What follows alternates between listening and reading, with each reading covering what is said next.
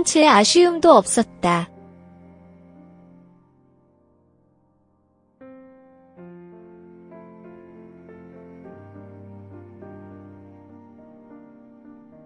사강에 가고 싶다는 간절함도 보이지 않았다.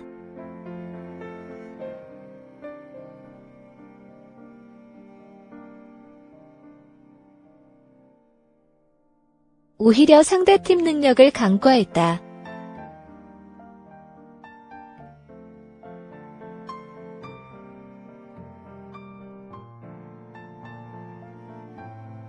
당연히 이길 것이라고 가정이라도 한 듯 킥오프와 동시에 다음 경기를 준비하는 것 같았다.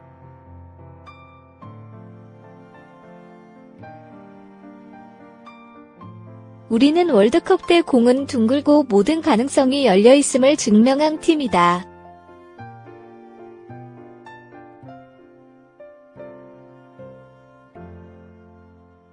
박항서 감독의 베트남은 매 경기 사활을 걸고 뛰었다.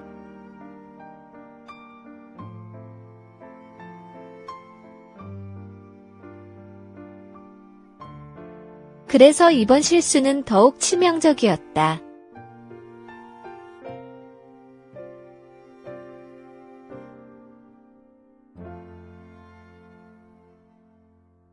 경기가 끝나고 나서는 변명할 거리조차 없었다.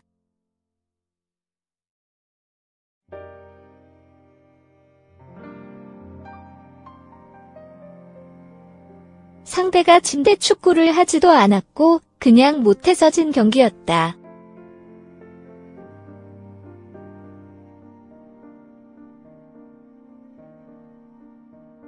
카타르전을 돌아볼 그 이상의 표현은 없다.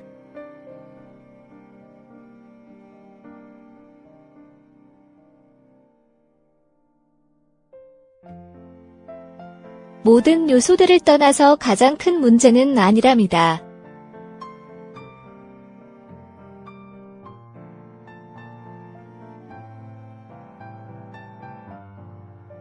아시안컵을 앞두고 선수 선발한 시점부터 지금에 오기까지 단 한순간도 피드백을 내놓지 않았다.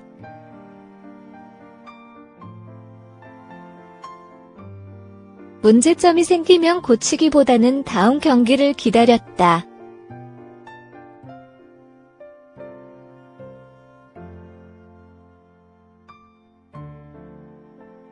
또 다른 실험을 하거나 문제점이 보이지 않기만을 기다린 게 결국 화가 됐다. 전술도 마찬가지다.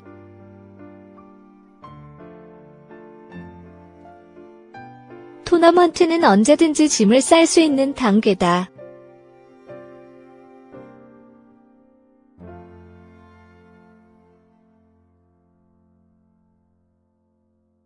이미 상대팀은 충분한 전력 보고서를 갖고 있는 상태고 그들이 파악하지 못한 허를 찔러야 다음 단계로 나아갈 수 있다.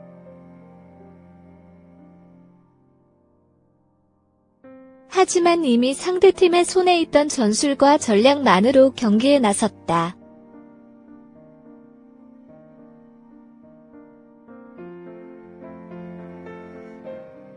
이보다 더한 안일함은 없을 것이다.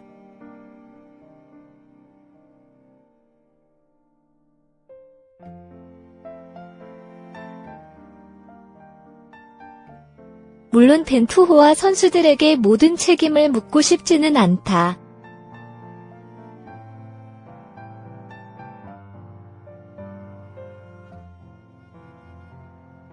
아직 벤투호가 결성된 지는 몇 개월에 불과하다.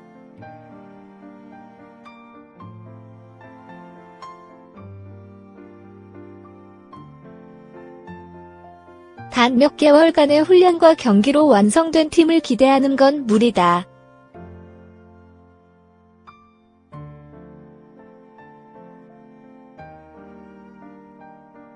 또한 팀의 지주인 기성용이 이탈했고 여러 선수들이 부상을 입어 완전하지 못했다.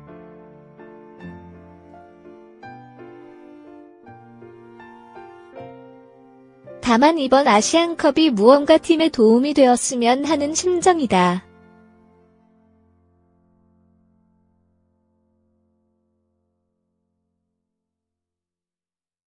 이번 아시안컵을 반면 교사 삼아서 더 나아질 필요가 있다.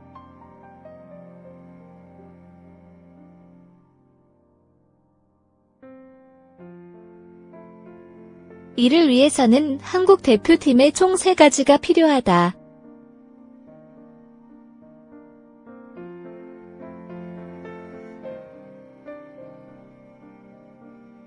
이 3가지면 벤투호는 충분히 아시아에서 어쩌면 세계적으로 경쟁력을 갖게 될 것이다.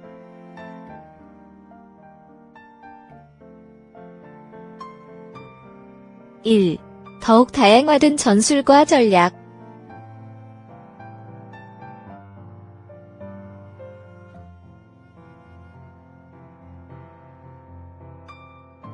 (2) 손흥민 없이도 플레이할 수 있어야 할 것.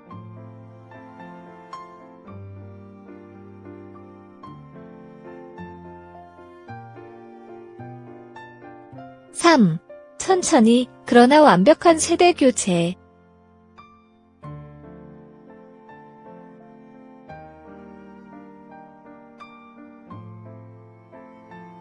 피드백 1 헤더 김민재, 고독한 황의조, 다른 방안은 없었나?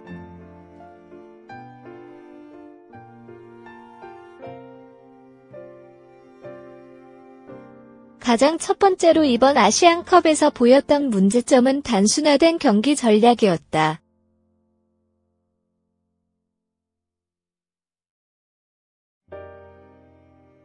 다섯 경기에서 6골을 넣었으나 공격면에서는 성공적인 전술이 없었다.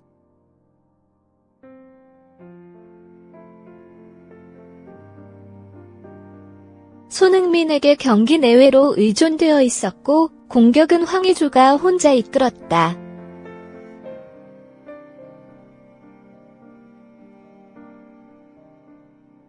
심지어 6골 중 3골은 수비에서, 1골은 PK로 넣었다.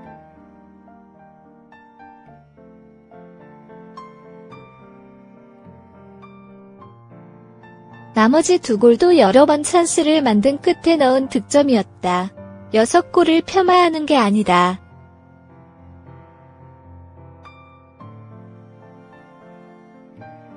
다만 어떤 공격 전술을 갖고 경기를 진행했는지에 의문이 생긴다.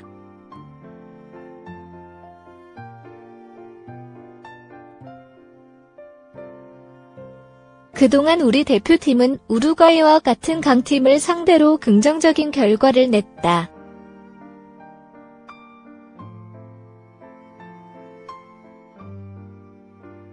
수비 상황 직후 역습을 하거나 오버래핑 플레이를 하는 데에는 효과가 컸다.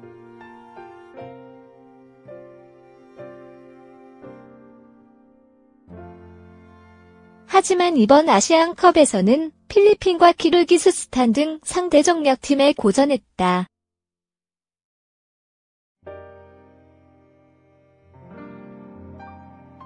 공은 갖고 있으나 어떻게 풀어가야 할지 잘 몰랐다.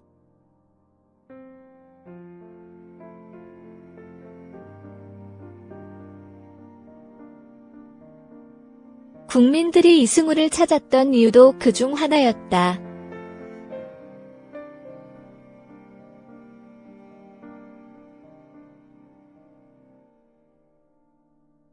이승우가 스탯상으로 뛰어나다고 볼 수는 없지만 답답함이라도 풀어줄 선수가 필요했던 것이다.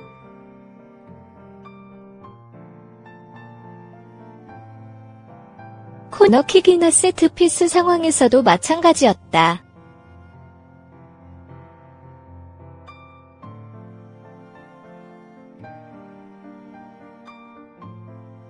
김민재를 겨냥한 크로스는 2골을 낚아내며 성공했지만 그게 다였다.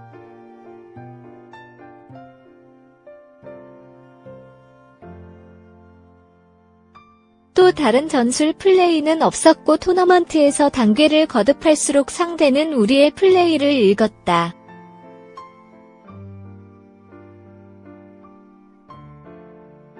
마지막 카타르전에서는 답답함에 김민재를 최전방으로 올리기도 했다.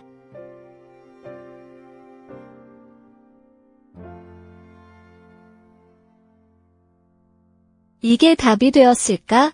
결코 그렇지 않다.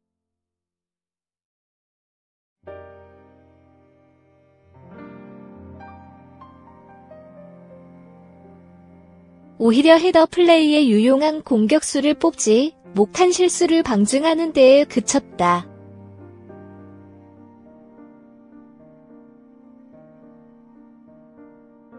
이번 아시안컵에 뽑힌 정통 스트라이커는 단 2명, 황의조와 지동원이었다.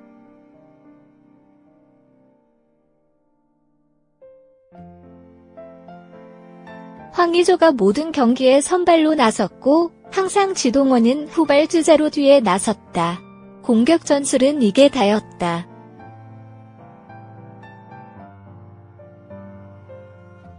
아마추어 분석가들이 경기를 보더라도 충분히 읽어낼 수 있는 전략에 그쳤다.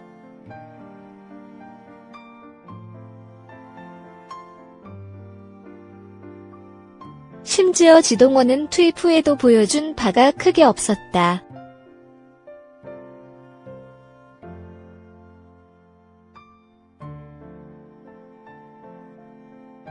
무색무취, 어떤 변화도 가져오지 못했다.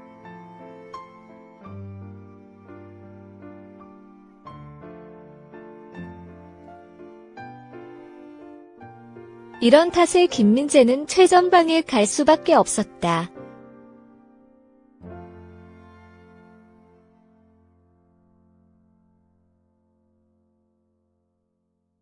김민재가 아니고서는 헤더로 싸워줄 공격수가 없었고 별다른 전술이 없었기 때문이었다.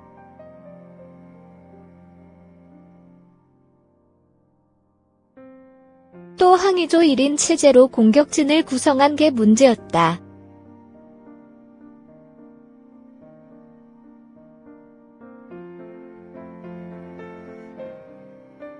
그나마 나상호를 선발했지만 부상으로 팀에서 낙마에 실험할 기회조차 없었다.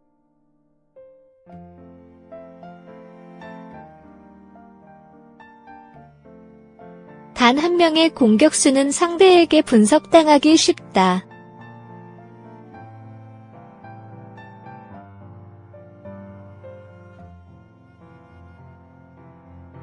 황의조는 대회 내내 최전방에서 분투했지만 자신의 주특기인 스피드를 잘 이용할 수 없었다.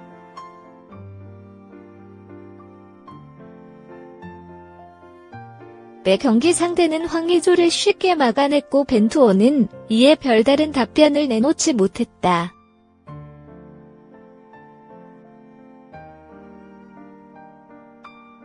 피드백이 절실했던 손흥민 투입 효과는 있었는가?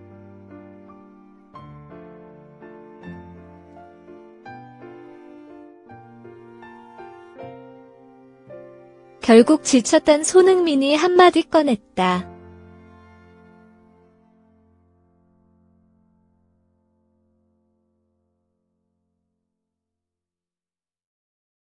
카타르전 이후 대회 내내 몸이 좋았던 적이 없다라고 밝혔다.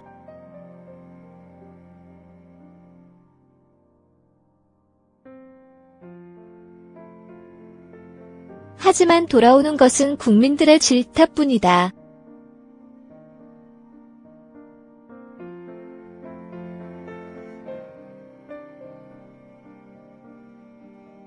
에이스는 결과에 대해 고개를 숙일 뿐이었다.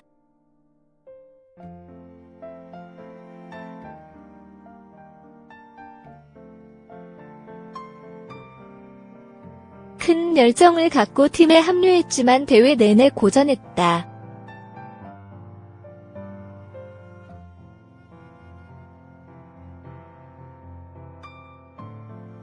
또 마땅히 쉴 타이밍도 없이 합류 후 정경기 풀타임을 뛰었다.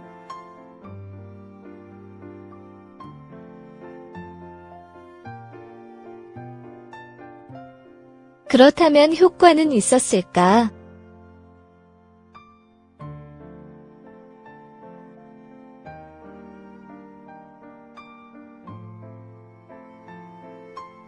효과는커녕 최하전 평점만이 기다리고 있었다.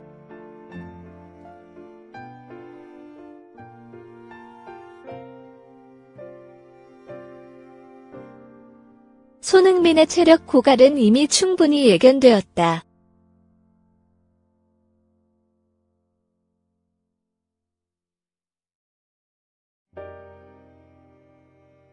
박싱데이를 전후로 토트넘의 거의 모든 경기에 출전했고 아시안컵 합류 직전까지도 엄청난 활동량을 소화했다.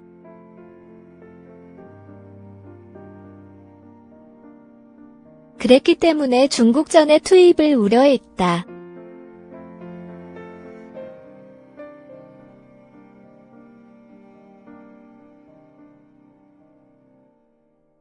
하지만 결국 벤투는 손흥민을 투입했다.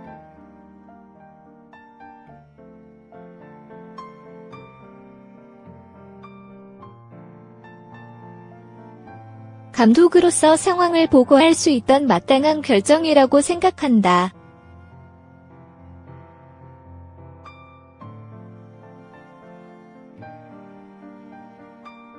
그러나 그 이유가 문제였다.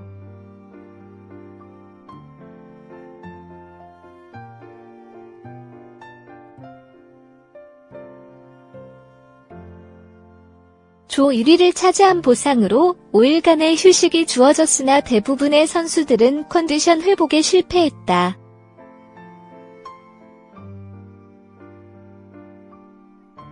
체력적으로도 문제를 보였고 결국 16강 120분 출전에 이어 8강에서 지친 기색을 드러냈다. 손흥민만의 문제는 아니었다.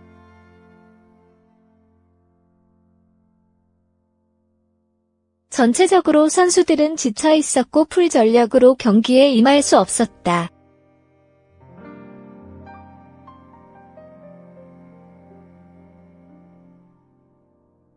왜 컨디션 회복에 실패했는지는 알 수 없지만 아쉬운 건 사실이다.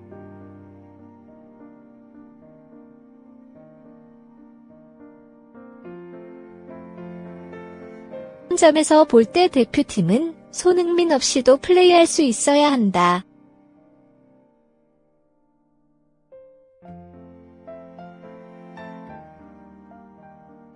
손흥민이 국가대표팀에서 빠질 수 없는 선수임은 분명하지만 그 없이도 팀을 만들어야 한다.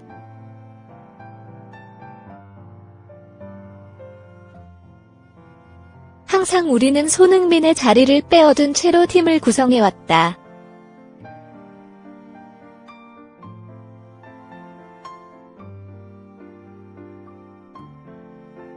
당연한 일이기도 하지만 이번 대회처럼 손흥민 없이 뛰어야 할 때는 큰 실수가 되기도 한다.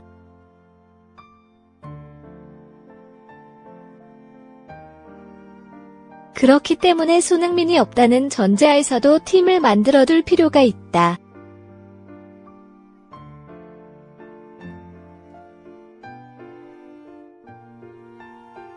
결국 이 피드백 또한 1번 피드백과 일맥상통한다.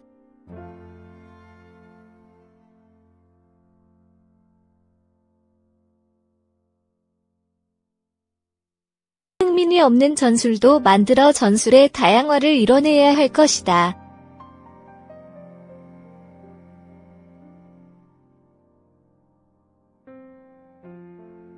마지막으로 대표팀은 이번 아시안컵을 끝으로 베테랑들을 떠나보내고 있다.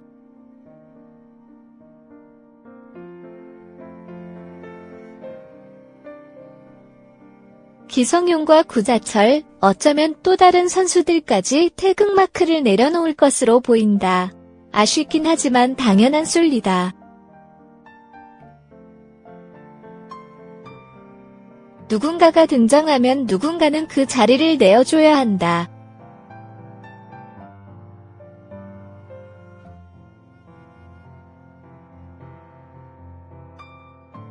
이들이 팀을 떠나가는 한편 유럽에서는 이강인과 정우영을 비롯해 새로운 스타들이 탄생하고 있다.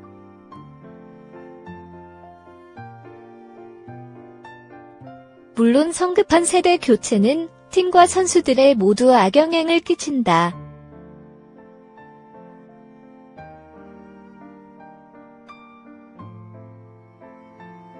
천천히, 그러나 완벽한 세대 교체가 필요할 것이다.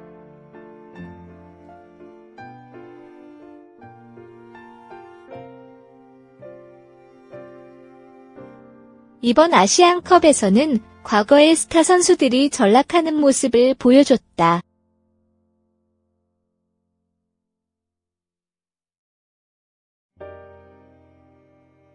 한국 세대 교체 시기가 왔음을 제대로 알렸다.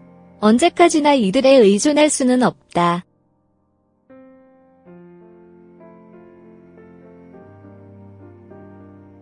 벤투 역시도 다음 여정을 준비하는 과정에서 과감한 평가와 피드백이 필요할 것이다.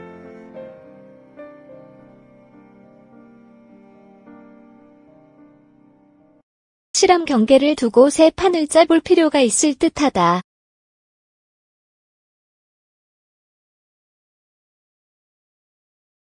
Let it go.